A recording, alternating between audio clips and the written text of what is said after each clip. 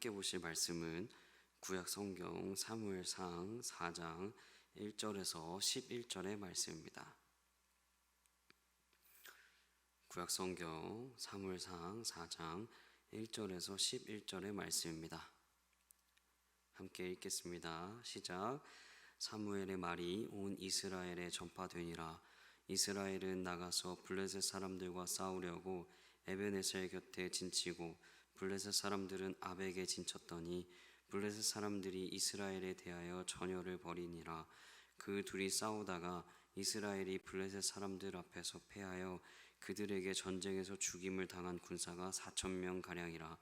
백성이 진영으로 돌아오매 이스라엘 장로들이 이르되 여호와께서 어찌하여 우리에게 오늘 블레셋 사람들 앞에 패하게 하셨는고 여호와의 언약궤를 실로에서 우리에게로 가져다가 우리 중에 있게 하여 그것으로 우리를 우리 원수들의 손에서 구원하게 하자 하니 이에 백성이 실로에 사람을 보내어 그룹 사이에 계신 만군의 여호와의 언약궤를 거기서 가져왔고 엘리의 두 아들 홈니와 비느하스는 하나님의 언약궤와 함께 거기에 있었더라. 여호와의 언약궤가 진영에 들어올 때 온 이스라엘이 큰 소리로 외치며 땅이 울린지라. 블레셋 사람이 그 외치는 소리를 듣고 이르되 히브리 진영에서 큰 소리로 외침은 어찌 됨이냐 하다가 여호와의 궤가 진영에 들어온 줄을 깨달은지라.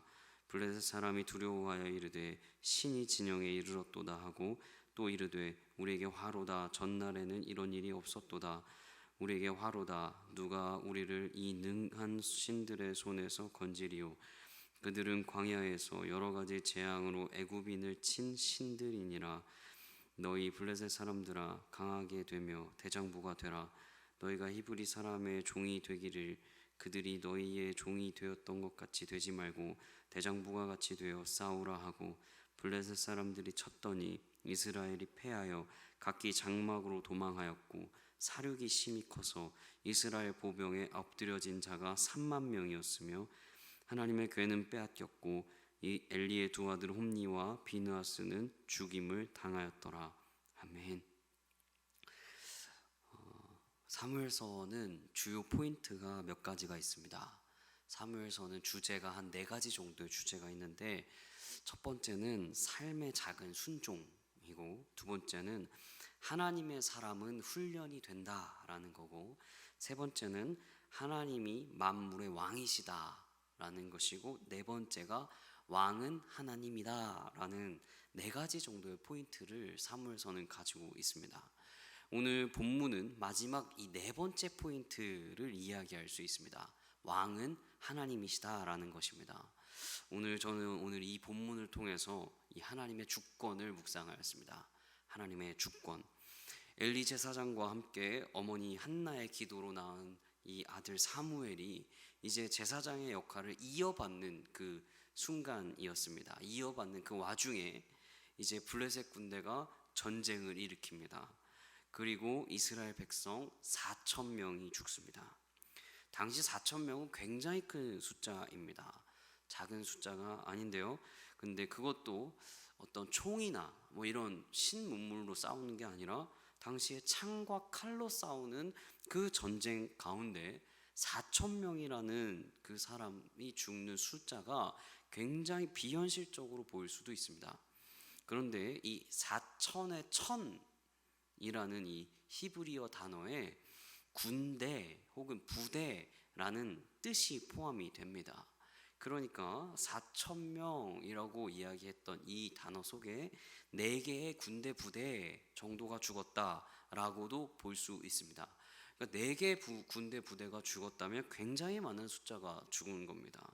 그래서 이스라엘 백성이 이 회의를 이제 열게 됩니다. 그리고는 방법을 생각합니다. 어떻게 이길까라고 생각을 하고 있는 회의를 여는 겁니다. 그래서 3절 세 번역에 이렇게 쓰여 있습니다. 이스라엘의 패잔병들이 진으로 돌아왔을 때 장로들이 말하였다. 주님께서 오늘 우리가 블레셋 사람에게 지도록 하신 까닭이 무엇이겠느냐? 실로에 가서 주님의 언약궤를 우리에게로 모셔다가 우리 한가운데에 있게 하여 우리를 원수의 손에서 구하여 주시도록 하자. 여러분 여기 보시면 장로들이 굉장히 정확하게 알고 있습니다.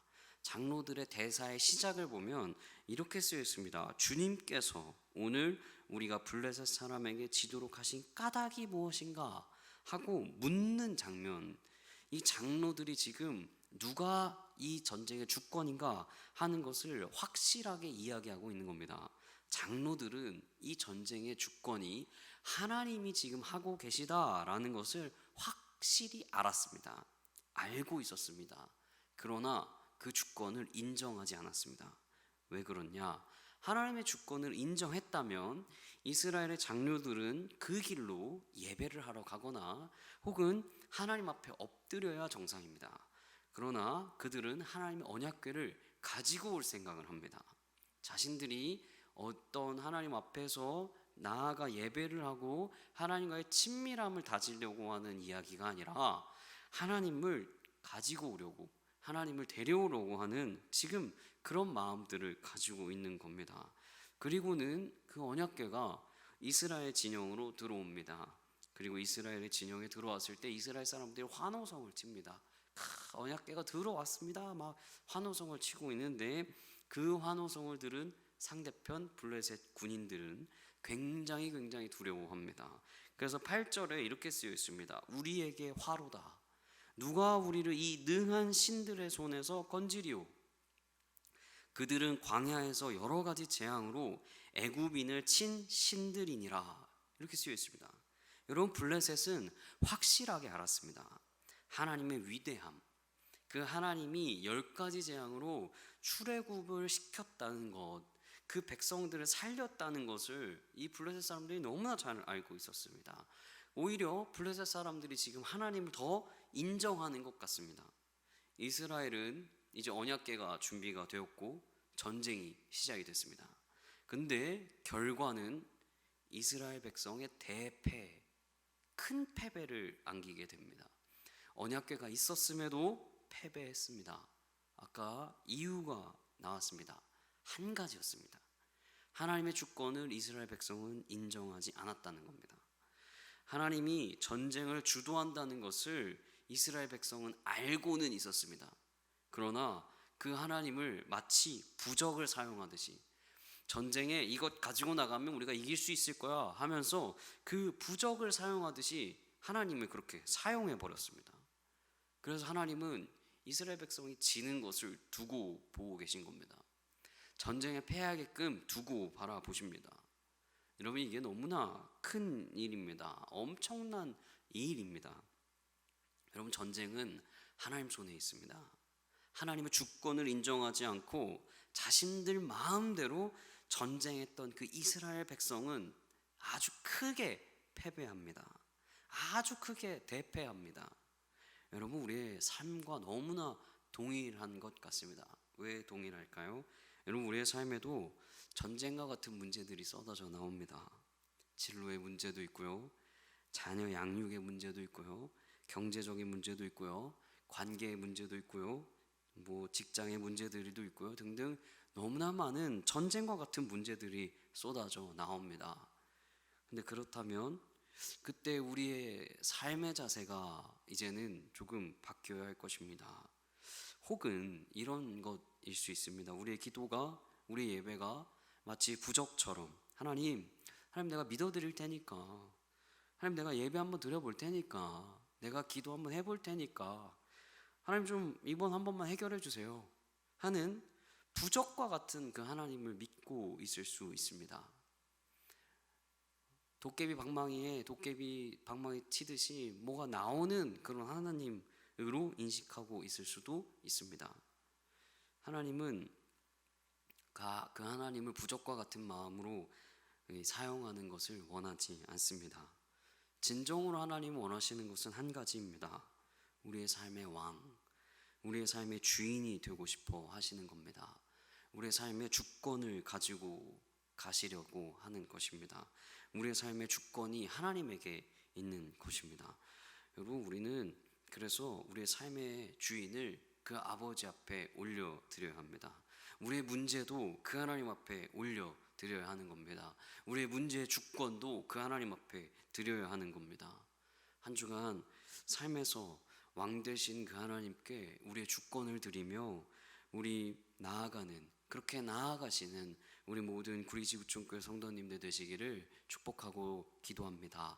우리 다 같이 기도했으면 좋겠습니다. 첫 번째로는 이렇게 기도했으면 좋겠습니다. 하나님, 우리 삶의 문제 속에 하나님 앞에 주권을 인정하지 않으려고 하고 인정하지 않고 우리 마음대로 했던 것들을 하나님 회개합니다. 하나님을 그렇게 사용하려고 했던 것들을 하나님 회개합니다. 두 번째로는 하나님, 우리 삶의 왕 되어 주십시오. 우리 삶의 주인이 되어 주십시오. 그래서 우리 삶의 주인이 되어 주십시오. 우리 문제 가운데 주인이 되어 주십시오. 우리 이렇게 두 가지 기도 제목을 놓고 기도하도록 하겠습니다. 기도하겠습니다.